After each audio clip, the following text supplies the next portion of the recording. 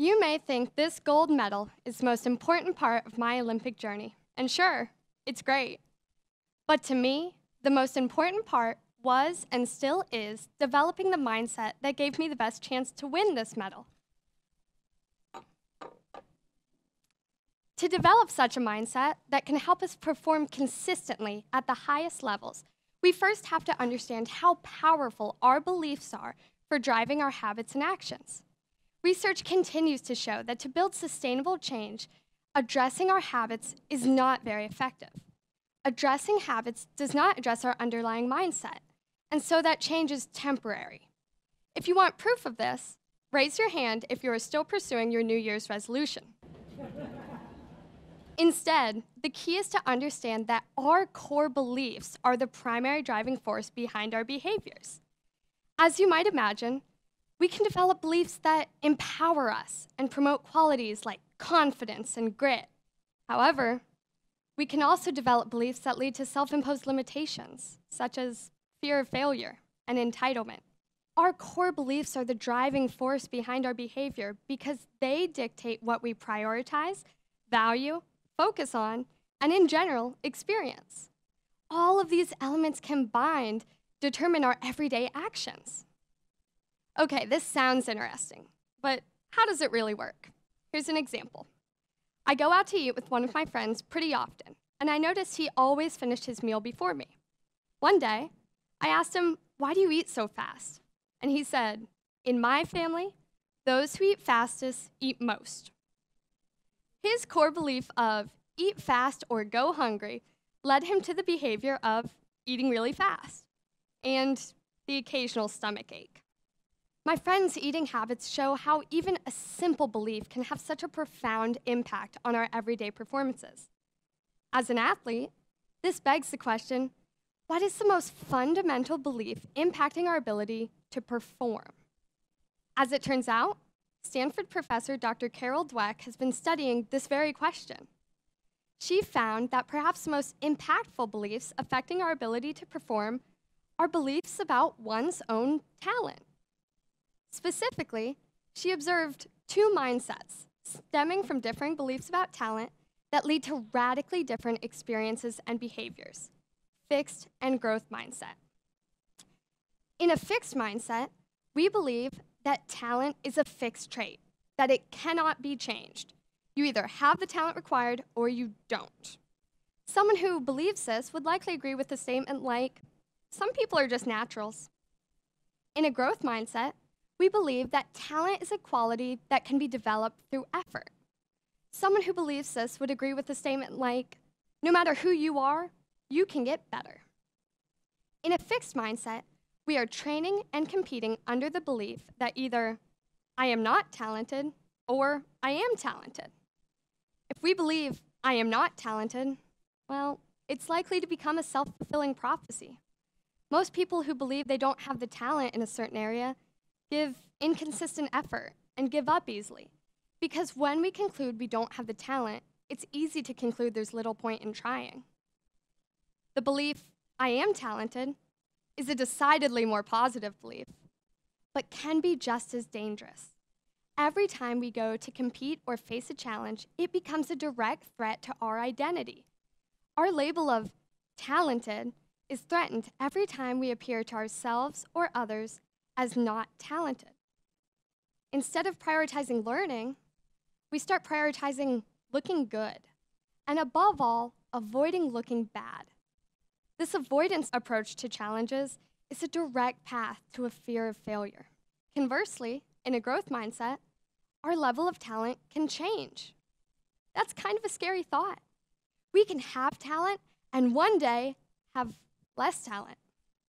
But we can also increase our level of talent through effort.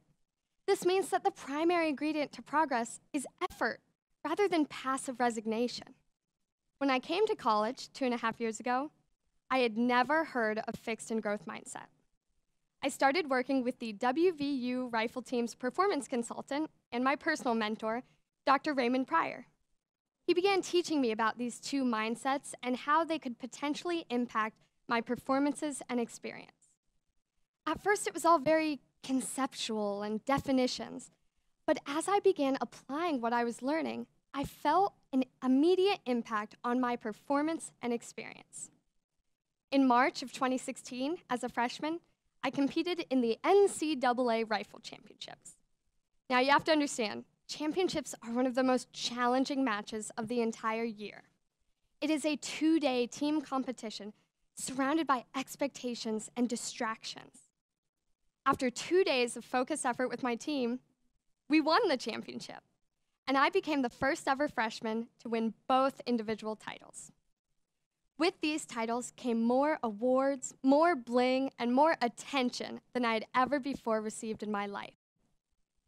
But after experiencing the highs of a great success, I crashed. Only a day after championships, I thought to myself, if great outcomes only make us feel happy for a short amount of time, why are we all chasing these outcomes, believing they will make us happy forever? This is like the first time you realize money can't buy happiness. This proved to be a very important moment in my life, as I learned that outcomes alone cannot lead to sustained fulfillment. They have a short shelf life, and when we spend all of our time and energy chasing these outcomes, when we achieve them, we often find that achievement isn't nearly as rewarding as the chase itself. That day, I learned that no matter what medals I won in my career, the pursuit would always be more important to me. Okay, at this point, we are 3 weeks away from Olympic trials. And I went into trials as a bit of an underdog. I had just come off this successful NCAA championship, but there are so many others great shooters in the country. Knowing this, I decided my mindset going into the trials would be a growth mindset, one that prioritizes learning above all. I thought, if I just learn as much as I can during this competition, I'll be really prepared for tough moments later down the line. After the first of 2 of 3 days, I was in the lead, and I realized I was in a position to win. What this realization threatened to do was have me fall back into my fixed mindset and place my focus on the outcome at the end of the match, a potential spot on the Olympic team. I knew that if I let my focus drift and became emotionally attached to that outcome, I probably was not going to shoot how I wanted to on the final day. I could even potentially set myself up to experience the same crash I had just 1 month before by believing that the outcome, good or bad, would have a permanent impact on my fulfillment. So I embraced the challenge of keeping my growth mindset, reminding myself that whether I won or lost was not directly within my control. In fact, the only things I could control were what my mindset would be and where and when I chose to focus my effort. The next day, I won Olympic trials and was named to the 2016 United States Olympic team. I spent the next few months traveling around the world and preparing to compete in Rio. By the end of the summer, I arrived at the Olympics confident and excited. What I found when I arrived was that the Olympics are very results-oriented and as distracting as they are publicized. But I was ready for this. I knew that my commitment to a growth mindset had helped me reach this point, and I was prepared to maintain that commitment. On the first day of competition, I had my air rifle match, and about halfway through, I was shooting okay, but not great, because I was partially focused on whether I would have a chance to medal. This was distracting me because medaling had nothing to do with taking my next best shot as best I could. So I came off the line, a little bit frustrated, and I went to the national coach. He told me, "Ginny, just do the best you can. That's all you can do." When he said this, I remembered how hard it is to perform at the highest level when your mind is in the future, wondering if you will have a chance at the podium. This simple sentiment was exactly what I needed to bring my focus back to the present moment and to taking my next shot as best I could. With my focus redirected toward the process instead of the outcome, I went back to the firing line without the fear of failing. And on the very first day of competition, a 19-year-old underdog from the United States won the first gold medal of the Rio Olympics. Thank you.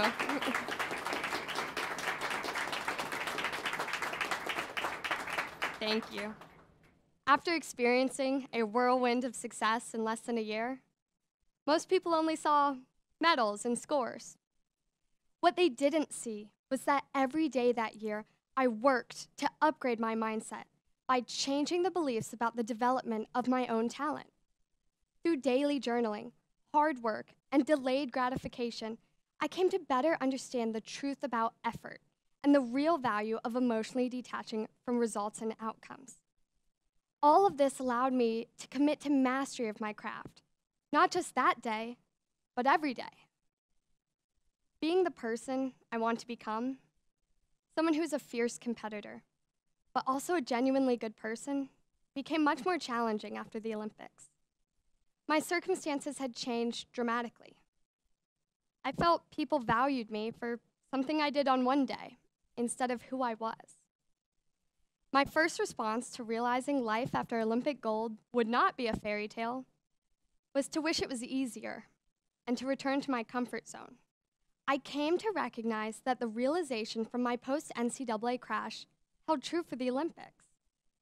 I had spent a long time chasing this very medal, but the medal alone does not define or fulfill me. After the Olympics, I thought I had found the perfect mindset because I had achieved the ultimate outcome in my sport. However, the reality is that who we are and the circumstances we are in are constantly evolving, and so our mindset must allow for our talents to evolve as well. My post-games experience highlights the fundamental reason a growth mindset works. Sport, life, academics, and business are innately challenging. No one goes through any extended period of time without making mistakes, suffering setbacks, and failing. But when we have a growth mindset during these times, we are willing and prepared to apply effort, despite the challenges. In sport, there's always an end game, like that medal. But when it comes to developing your mindset, there is no end game. This means that by prioritizing learning, there is no limit to the personal growth we can achieve on our journey to build a high-performance mindset. Thank you.